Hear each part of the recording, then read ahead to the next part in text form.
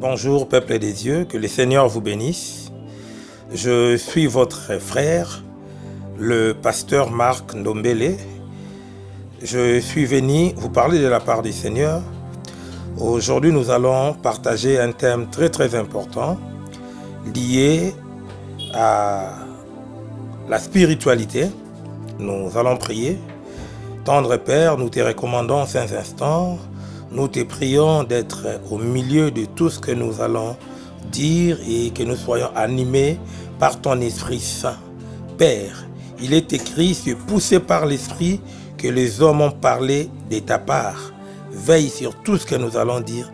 Édifie ton peuple au nom de Jésus-Christ par le Saint-Esprit. Amen. Voilà, nous allons partager la parole des dieux. Comme je le disais, le thème que nous allons exploiter s'intitule « Le mystère des songes ».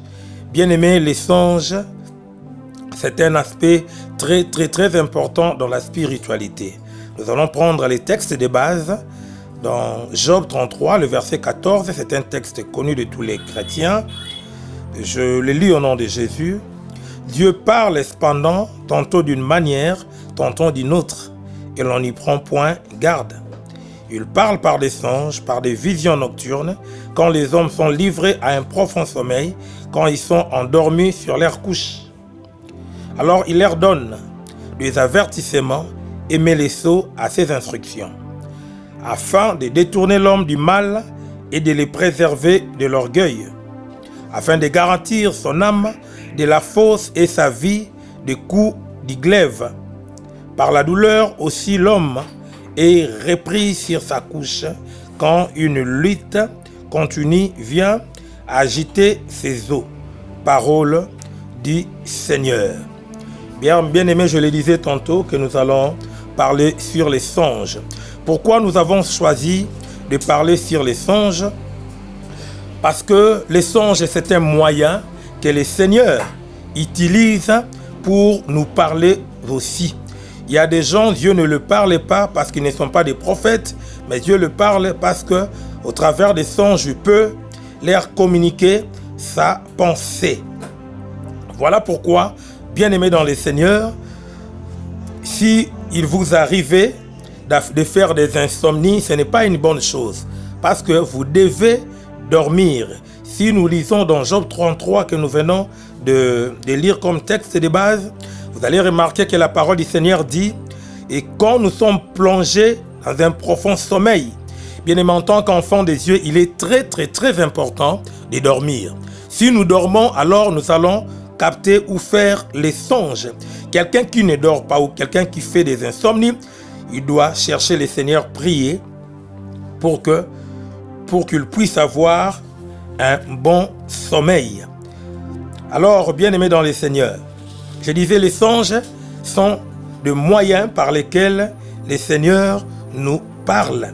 Job dit, Dieu nous parle sous plusieurs manières, mais la faute, c'est l'homme. Il ne prend point garde. Bien, mais combien de fois Dieu t'a déjà parlé? Peut-être que tu étais en retraite, tu étais en prière, tu cherchais une orientation du Seigneur. Dieu t'avait déjà parlé au travers d'un songe, mais toi-même, tu n'as pas capté. Un enfant des yeux, quelqu'un qui connaît le Seigneur, ne néglige jamais les songes, parce que les songes cachent toujours le message. Amen. Un homme des dieux a dit, les songes est révélateur de votre réalité spirituelle. Alors vous devez bien maîtriser et capter les songes. Il est très important qu'un homme puisse dormir, comme je le disais, pour qu'il puisse avoir le message des dieux. Mais l'ennemi s'arrange pour que nous n'ayons pas le sommeil. Si quelqu'un peut me donner un bon amen. Et les songes, sont aussi des prophéties. Vous allez remarquer dans la parole des dieux, la Bible dit que Joseph était un prophète. Mais nulle part dans la parole des dieux, nous avons vu un culte où Joseph a prophétisé. Nous le savons tous que Joseph n'a fait que des songes. Au début de sa vie, il a fait des songes, les songes qui symbolisaient qu'il sera grand, qu'il sera élevé au-dessus de ses frères, même au-dessus de ses parents. Et son père, la Bible dit que son père, Jacob, était aussi un prophète. qu'il n'a jamais prophétisé dans un culte. La Bible dit Jacob gardant les souvenirs de ses songes. Pourquoi? En tant que prophète, il savait que les songes sont des messages codés qui peuvent se réaliser dans les jours à venir. Et les deux songes de Joseph avaient clairement prouvé qu'il y avait la grandeur dans sa vie. Et si nous lisons la suite de la vie de Joseph, nous allons remarquer que ces deux songes se sont réalisés parce que les songes de Joseph cachaient des messages. Bien aimé, chaque songe cache toujours des messages. Voilà pourquoi je dis les songes sont des messages codés. Tu me poseras la question, pasteur, pourquoi quand le Seigneur veut nous parler, il ne nous parle pas seulement comme ça, il code le message. Bien aimé, la Bible dit la gloire du roi, c'est de cacher les choses. La gloire de Dieu, pardon, c'est de cacher des choses, mais la gloire du roi, c'est de les sonder. Dieu, parfois, il nous parle avec un langage codé, afin que nous puissions décoder ces langages. Vous allez remarquer, Jésus-Christ, avec ses disciples, dans la foule, il disait des choses en parabole, mais quand il s'est retiré avec ses disciples, il leur expliquait les choses dont il disait comme de paraboles. Ne négligeons jamais les songes. Beaucoup de personnes sur cette terre ont détruit leur vie. Leurs vies ont été détruites parce qu'ils ont un jour négligé les songes qu'ils ont eus. Un enfant des dieux ne néglige pas les songes parce que les songes, premièrement, sont des avertissements que Dieu nous donne. Nous allons remarquer dans la vie de Jésus avec son père adoptif Joseph.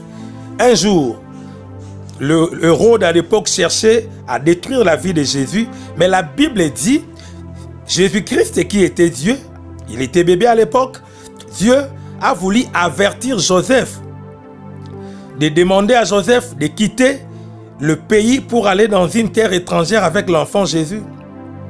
La Bible dit, Dieu l'a fait par un songe. Joseph a été averti, divinement averti dans les songes. Dieu est apparu à Joseph dans un songe. Bien évidemment, vous comprenez l'impact et l'importance des songes. Dieu est venu parler à Joseph en lui disant, Joseph, prend le petit enfant, allez avec lui en Égypte, parce qu'il y a des gens qui en veulent à sa vie. C'était par les songes. Je le disais, Joseph a eu à découvrir la grandeur ou son avenir par les deux songes qui l'avaient eu.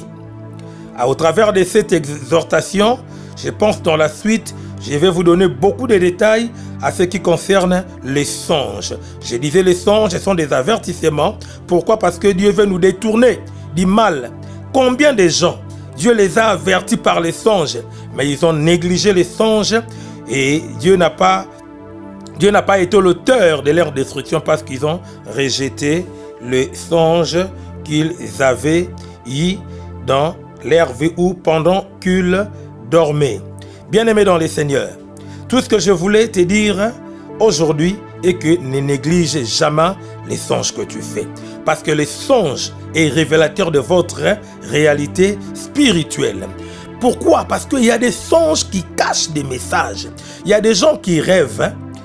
Par exemple, ils rêvent la nuit, ils mangent la nuit. Comprenez-moi très bien, bien-aimé dans le Seigneur. Il rêve la nuit, il est en train de manger, mais pendant qu'il mange, il ne voit même pas le visage avec les gens avec qui il mange. Il ne sait même pas qui a préparé cette nourriture, mais il se voit souvent dans les songes en train de manger. Bien-aimé, tu dois te poser la question qui a préparé cette nourriture. Et pourquoi seulement c'est la nourriture que tu dois rêver la nuit en train de manger? Beaucoup de gens sont entrés dans la sorcellerie inconsciente parce qu'ils ont eu ces genres de rêves. Ils mangeaient la nuit. Et ne t'étonne pas que tu rêves, c'est comme si tu volais parce que si on veut donner à quelqu'un la sorcellerie, on passe surtout à la nourriture pour détruire la vie de quelqu'un. Il y a des gens qui ont fait des rêves du genre. La nuit, il marchait, il était tout nu, ou soit avec une petite culotte, il marchait. Et après avoir rêvé, il s'est dit, ah non, c'est seulement un songe, ça va passer. Je vais te dire quelque chose avant d'interpréter ces petits songes. À chaque fois que tu rêves quelque chose qui ne marche pas, ou tu rêves quelque chose qui te dérange, la première des choses quand tu te réveilles, tu dois annuler ces songes. tu dois annuler ces songes. Parce que si tu n'annules pas ces songes vont se réaliser et ça va tourner contre toi. Rêver, tu as une petite culotte, tu marchais en réalité. Un homme responsable ne peut pas rester nu devant les gens. Et rêver, tu es nu, tu marchais avec une petite culotte torse nu en public. Le Seigneur est en train de te dire, tu vas connaître une vie d'humiliation, une vie de honte. Et les gens vont se moquer de toi. Et quand tu rêves, tu fais de tels rêves ou de tels songes, tu dois te lever dans la prière et prier pour que cela ne se réalise pas. Un enfant des dieux ne néglige pas des songes. Tu peux rêver la nuit. Tu dormais par exemple, tu rêves. Tu es en couple ou tu rêves ton partenaire en train de changer le visage. Tu te réveilles et te dis, ah, c'est seulement un songe que je fais. Non, bien aimé, c'est un message codé. Le Saint-Esprit est en train de te dire, ta femme ou ton homme mène une vie d'hypocrisie. Voilà pourquoi tu es en train de rêver. Ton partenaire, ton copain ou ta copine a un masque. Son visage est en train de changer.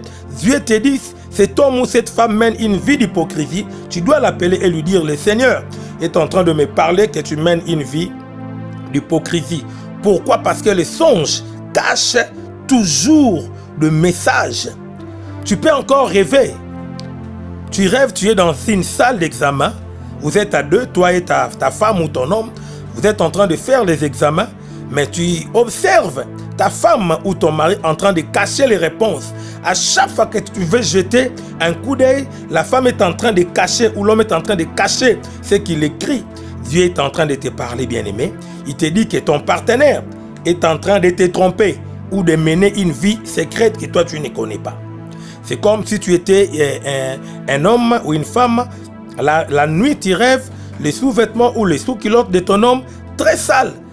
Et quand tu te réveilles, ne dis pas que non, c'est seulement un songe. Le Saint-Esprit est en train de te donner un message dans les songes en te disant, ton homme ou ta femme est en train de mener une vie sale, une vie de l'impudicité. Là, tu dois l'appeler et lui dire que Dieu m'a parlé. N'hésite pas de dire après ce genre de songes que Dieu est en train de me dire, parce que les songes sont des messages cachés que le Saint-Esprit nous donne afin que nous puissions les détecter. Comment est-ce que notre vie sera? Est-ce que quelqu'un peut me donner un bon amen? Puisque nous sommes en train de parler des songes, pendant cet entretien, je vais interpréter beaucoup de songes. Je te demanderai de nous écrire juste dans les commentaires. Si tu as un rêve qui te complique, tu peux l'écrire et nous allons l'interpréter par la grâce du Seigneur. Ma prière pour toi est que Dieu te fasse rencontrer avec quelqu'un qui sait interpréter les songes. Parce que beaucoup de gens qui interprètent les songes ont détourné les enfants de Dieu de leur avenir, de leur destinée, parce qu'ils ont mal interprété les songes. Amen. Et il y a beaucoup de sortes de songes, bien-aimés, que nous faisons qui incarnent de messages. Sortes de songes. Il y a des songes que nous appelons un songe qui fait appel au combat. Il y a des songes, quand tu le fais, Dieu est en train de te dire, mon fils, attention, tu as un combat. Il y a un combat qui s'élève devant toi.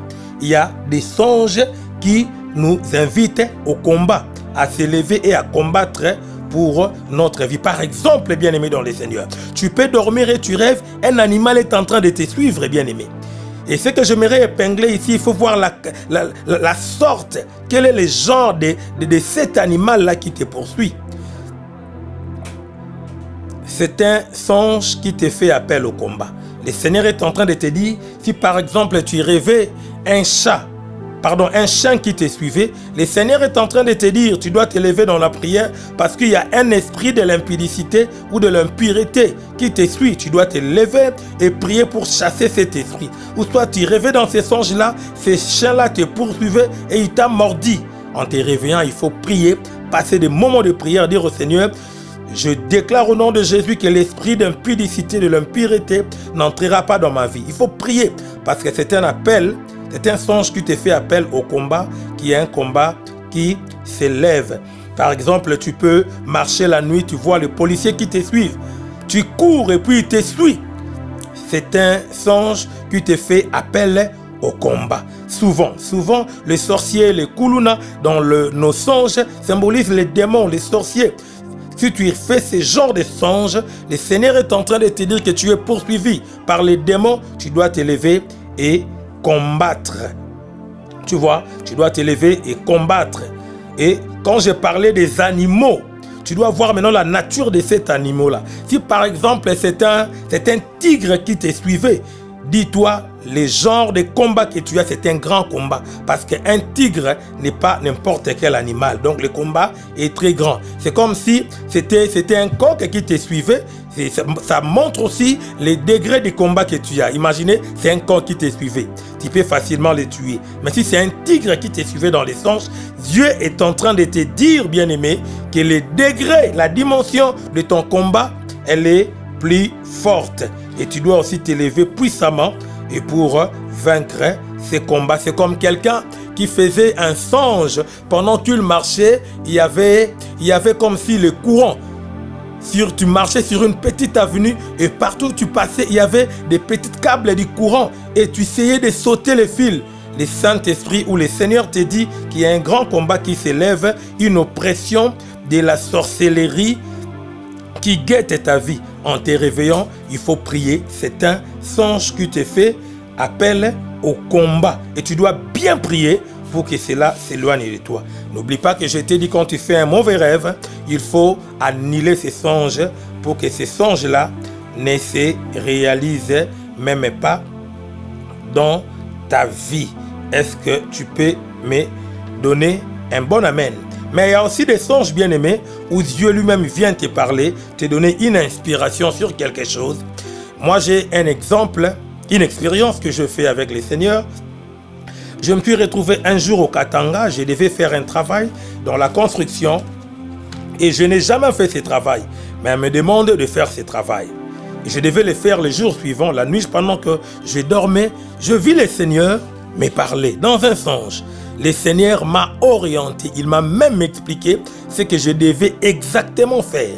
Les matins, quand je me réveille, je suis allé au lieu du travail, j'ai fait exactement ce que le Saint-Esprit m'avait inspiré. Il y a des songes, quand tu le fais, le Seigneur t'oriente ce que tu feras. Il t'avertit, il te guide, il t'inspire. C'est ce que j'appelle, il n'y a pas seulement des songes à l'appel au combat, mais les songes qui peuvent t'inspirer aussi des choses dans ta vie.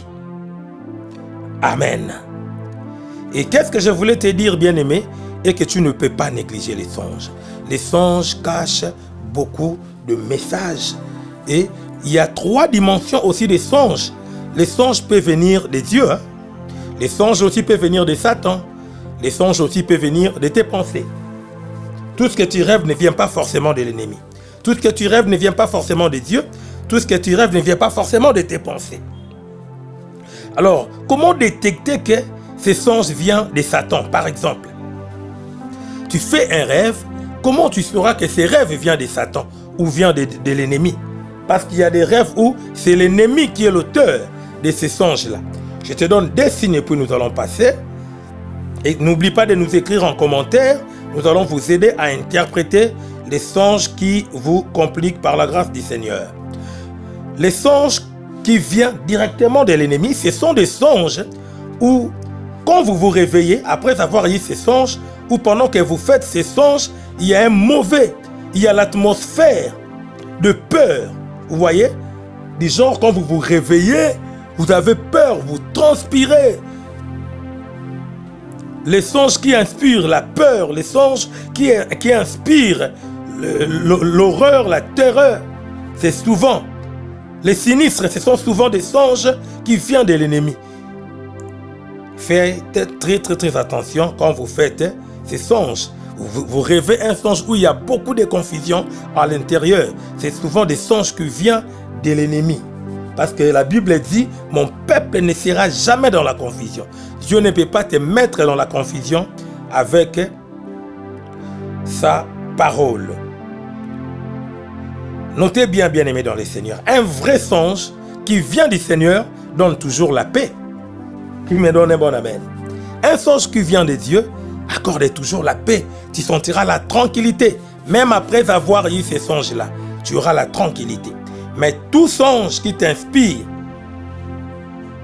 la panique, ces songes ne viennent pas du Seigneur, qui me donne un bon amen.